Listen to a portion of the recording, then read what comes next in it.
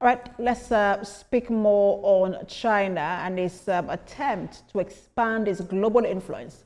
In the wake of U.S. withdrawing from several international institutions, we're joined now by international affairs analyst Joshua Onjewere. He joins me virtually. Good to have you join us. Thank you very much. I'm happy to be here.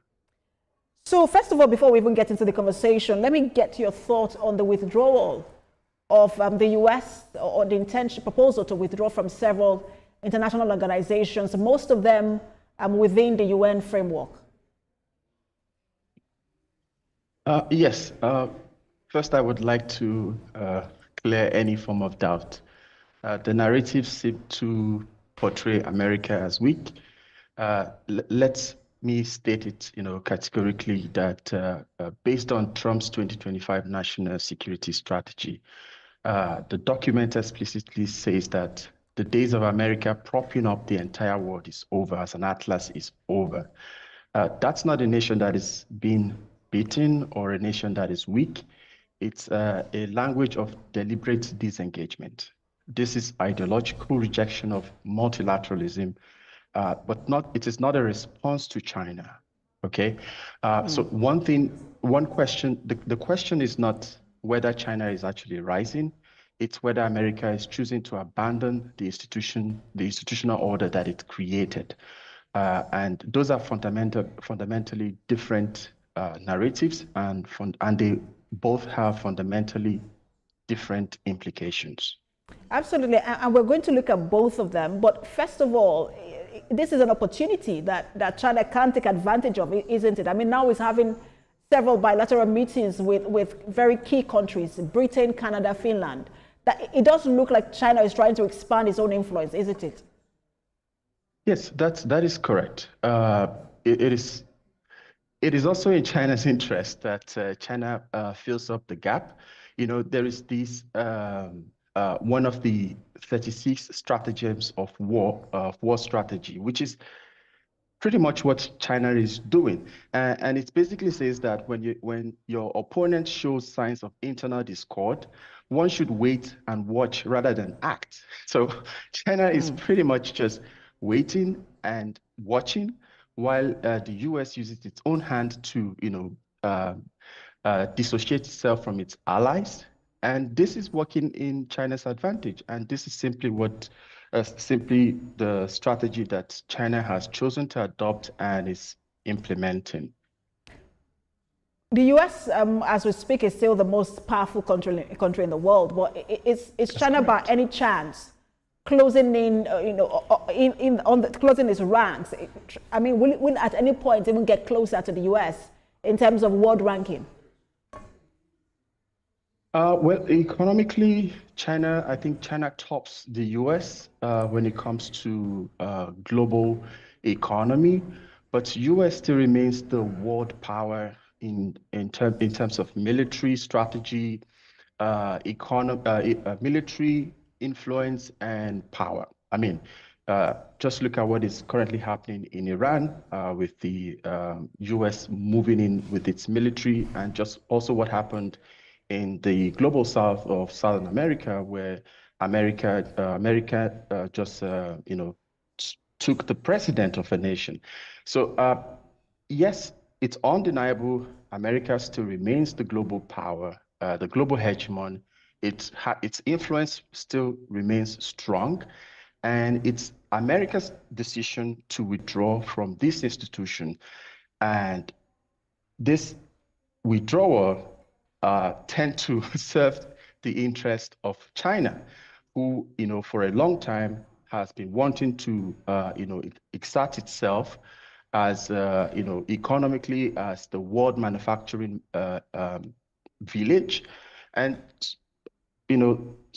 this has been working in China's interest. And I think what lesson other nations can learn from this is it's often the case that when opportunity presents itself, you just have to take it. In the case of not just China that is doing this, India is also signing, amazing deal with the EU. Turkey is also signing great deals with the EU and America, playing both sides. So I think this is a lesson that some African countries, including Nigeria, can take from China. That's oftentimes when the opportunity presents itself, just take advantage of it. And I don't see anything, wrong with China filling in the gap when US is choosing to withdraw. Well, how quickly can China catch up with the US? Well, China plays the long game. It's not about 4 years like, the American president or the Western democracies where you have 4 years for a term, and often the president serves 2 terms, which is 8 years. China plays the long game. They play, half a century game. I mean, a typical policy implementation in China requires nothing less than 10 years, and it is reviewed every 5 years. So if you look at that from a policy strategy, I mean, this is what China did with the EV, with the electric cars, EV cars, and China did also that with the solar, green energy, and now China is doing that with the AI. So if you look at that from that perspective, China is not playing a short-term game. It's a long game. And at the end of it, China seems to have been winning. And if we look at that from this perspective, I think the possibility that China is going to win is quite high. Not in the context of dominance, which often is the case when Western analysts tend to analyze China from the perspective of the Western hegemon or colonial power. This is often not the case, and China has made this, clear several times that its intention is not to dominate, but to create a win-win environment where every country, gets a part of the pie, like the Chinese president framed it. All right, so I'm going to put you on hold, Joshua, as we take a break now and then return to this conversation in just a moment. Stay with us, everyone. All right, thanks for staying with us, everyone. You're watching What Now? We're speaking with Joshua Hiwe, who is an international affairs analyst. He's joining us virtually. We're talking about China's growing influence in the wake of the withdrawal of the U.S. from several international organizations. Thank you so much for staying with us, Joshua. Thank you for having me. So you were saying something earlier, and I just sort of wanted to expand on that. The idea that when people talk about China's growing influence, they speak about it from the very perspective of dominance, and you think that that's not the right way to look at it. Yes, that's correct. This is not how you look at China's strategy. I mean, in the history of China, China has not conquered any other nation. China has not dominated any other nation. So it would be wrong to analyze China from that perspective. And China has consistently made it clear that they are not interested in dominating any nation. And often China adheres to the treaty where domestic issues are addressed domestically, and there is no external interference. China do not interfere. Often what you find China doing in many countries, including in Africa, is investment. But you could argue that investment, financial investment can also be used as a tool for control. But also when you look at what aspect of control that China is exerting, it's often in the economic area. So often China's interest has always been economic interest, building, economic relations with countries where both countries, benefit from. Of course, you could argue that it's imbalanced, and this is often the case where the counterparty does not negotiate deals in the interest of its own people. Nigeria is a case in point, or Kenya recently with the train, and several other African countries where China has taken over some of its investment. So a leader is a leader because it has followers. Do you think that most of the countries, especially in the global south, will be willing to pull away from the US and then probably just look to China for that level of leadership? I would argue that would be a disastrous strategy. You don't want to dissociate yourself with the US because US continues to remain a dominant power globally. Rather, what strategy you would want to play as a nation would be to be, multipolar, just, like India does, like Turkey does. Turkey is not fully aligned with China. At the same time, it is not fully aligned with America. Also, it's not fully aligned with EU. I mean, it is aligned with all of them, maybe not in equal proportion. The same with India. So this is the strategy that I think any sensible nation should play rather than going heads on or full on into China. I mean, China, don't get me wrong, is a key player, and China has made this intention clear that it wants to be a key player.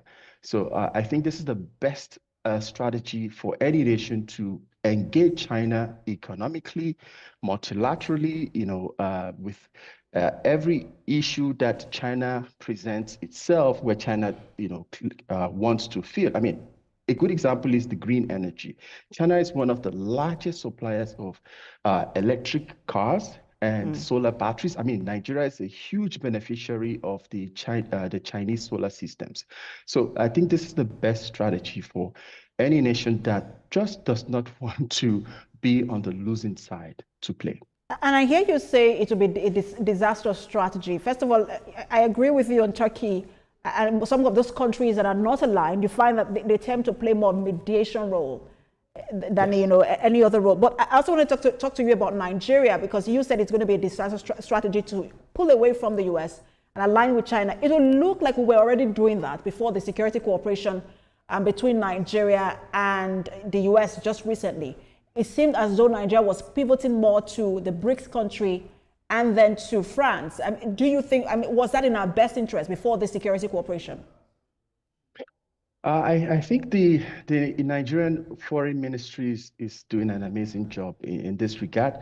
It's not entirely the case that Nigeria is fully aligned with China. As you can remember, recently there was the missile strike in the north that was carried out by the American military, which the Nigerian government immediately released a statement that they were collaborating with the Americans to carry out that strike. So I think it is not the case that Nigeria is completely pulling out. I think, if I'm not mistaken, the Nigerian president is probably planning a trip to America. So it's not exactly the case that the Nigerian government is 100% fully aligned. I would take it that we have, yes, our alignment with China, as well as with the United States. But compared to, again, I'm saying up until the security cooperation that we just had, compared to alignment with the US, maybe under President Biden or President Obama, how would you compare now and then? And then, also looking at the comparison with China today and then the US? Well, if the United States chooses to withdraw, it is imperative that another nation would fill in the gap. If it is not China, it's Russia. If it is not Russia, then it is EU. And then you have in what sector they filling in the gap. So in the case of China, China has the resources, and China has been filling up the gaps in, whether in UNESCO, whether in UNFCCC. China is filling up this gap and making commitments in billions of dollars. So I think if I wouldn't entirely blame Nigeria if it seems like Nigeria is aligning more towards China, as much as I would blame the American government for withdrawing. But I think there's also the argument here to be made. So it's not entirely the narrative that China is reshaping global order. These tend to sound inevitable and irreversible and structural. Because if this is the argument that we're making, what if we have another president, another American president? Would this be irreversible? The answer is yes, it will. Because if this new American president chooses to now align with his allies and create more favorable conditions for other countries and not pushing the narrative of, America first, then many other countries will then also align with the United States. So it's not entirely the blame on China in this case, or the blame on Nigeria, or any other nation for that matter, who seem to be aligning more with China. It's more of America is withdrawing, and countries across the world are, building new alliances or strengthening them. And do you also get a sense that it is not just China jostling for that position in terms of the space that the US has created when it comes to global leadership, that the EU seems to also be making a move as well? When you look at some of the decisions they have made recently, very bold decisions, the IRGC being now been declared a terrorist organization, that's the Iran, one aspect of the Iranian military, and then you also look at how they have rallied round Greenland and some of the decisions they have taken concerning Greenland. They also seem to also be jostling for that position. I wanted to answer that question along with, where does Africa fit in all of this? Okay, so the EU strategy is one thing. I think EU tend to be late to the game. Let me put it this way. It's one prominent statement that has been used quite often recently, and was used as recent as in Davos, where the Prime Minister of Canada said, the strong do what they can and the weak suffer what they must. And he also said, if you are not at the table, then you are on the menu. This was a statement from the Canadian Prime Minister. And this tend to reflect, the new reality or the new game that the sheriff is playing, which is the United States. This is the American new national security strategy. EU could have, benefited immensely at the early stages of it, except that they were busy fighting the Russians in Ukraine. And also, they had been quite silent with the conflict in Gaza. These were opportunities that EU could have filled in, but we actually found that countries like Turkey and India were filling in those roles, while China was, trying to be, not being actively involved. So we found Turkey acting in mediation role, as well as some countries in the Middle East, whereas EU was full on, in the conflict. So I think it's a good thing that EU has realized and is now changing course, even though there are still some resentment, from other countries when it relates to EU's strategy. But serious countries like India, they don't care. If you choose to align, we choose to align. If you choose not to align, we still maintain some form of alignment with you, while we, deal with other countries. And I think this is China's game overall. And I think this is the best strategy diplomatically that Nigeria should be playing in this game. I say that to say, look at what is happening with Burkina Faso, Niger, and these countries that recently had coup d'etats where they had the military regime take over. America just recently declared work with Burkina Faso. This is a policy and ideological shift from American policy of not working with dictators or a military regime. So this goes to show that at the core of it, it's often the case that countries should put first their interest. What is it that interests you? Absolutely. What is it that you tend to benefit from these relations, rather than outrightly say, nope, we don't want to interact with you based on whatever reason. Well, we're following developments. It's a multipolar world. We'll see how things play out. The absence of the US. Thank you so much for your time, as always. A pleasure to have you on. Joshua Oyewere, International Affairs Analyst. Thank you for having me. Always happy to be here. Now that's a word now.